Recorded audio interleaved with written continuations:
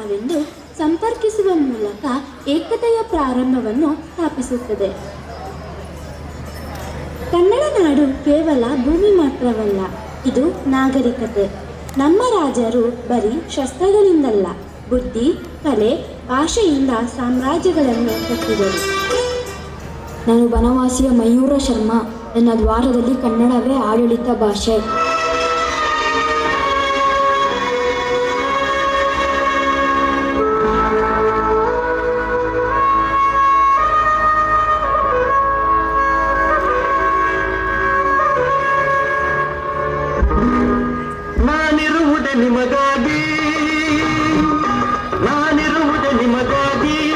ನಾಡಿರುವುದು ನಮಗಾಗಿ, ಕಣ್ಣೀರೇಕೆ ಬಿಸಿಯುತ್ತಿರೇಕೆ, ಕಣ್ಣೀರೇಕೆ ಬಿಸಿಯುತ್ತಿರೇಕೆ, ಬಾಳುವೆಲ್ಲ ಹಾಯಾಗಿ, ಬಾಳುವೆಲ್ಲ ಹಾಯಾಗಿ, ನಾನಿರುವುದೇ ನಿಮಗಾಗಿ.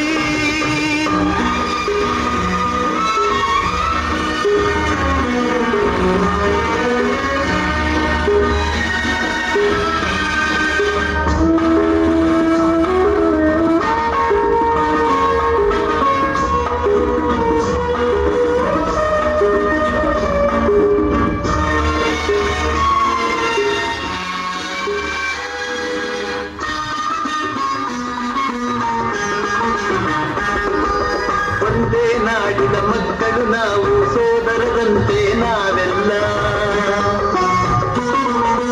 ಒಂದೇ ನಾಡಿನ ಮಕ್ಕಳು ನಾವು, ಸೋದರರಂತೆ ನಾವೆಲ್ಲ.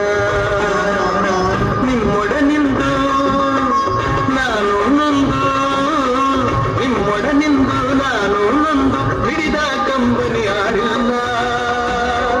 ಭರವಸೆ ನೀಡುವೆ ಎಂದು ನಾ ನಿಮ್ಮೊಡನಿರುವೆನು ಎಂದು, ಭರವಸೆ ನೀಡುವೆ ಎಂದು ನಾ ನಿಮ್ಮೊಡನಿರುವೆನು ಎಂದು, ತಾಯಿಯ ಆಣೆ ನಿಮ್ಮನ್ನು ಕಾಡುವ ವೈರಿಯ ಉಳಿಸಲ್ಲ.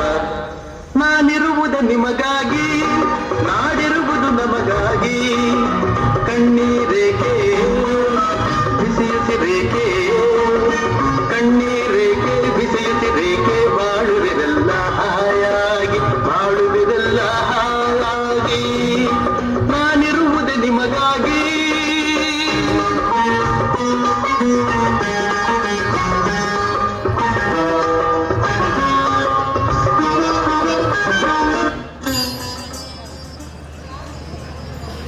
ಕದಂಬರು ಕನ್ನಡದ ಗುರುತು ಬೆಳಗಿದ ಮೊದಲ ದೀಪವನ್ನು ಪ್ರಜ್ವಲಿಸಿದರು.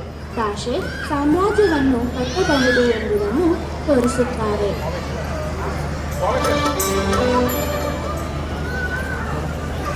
ನಂತರ ಬಾದಾಮಿಯ ಚಾಲುಕ್ಯರು ಮತ್ತು ಮಾನ್ಯಕೇಟದ ರಾಷ್ಟ್ರಕೂಟರು ಬಂದರು, ಕಲೆಯ ಮತ್ತು ಭಕ್ತಿಯ ನಿರ್ಮಾಪಕರು.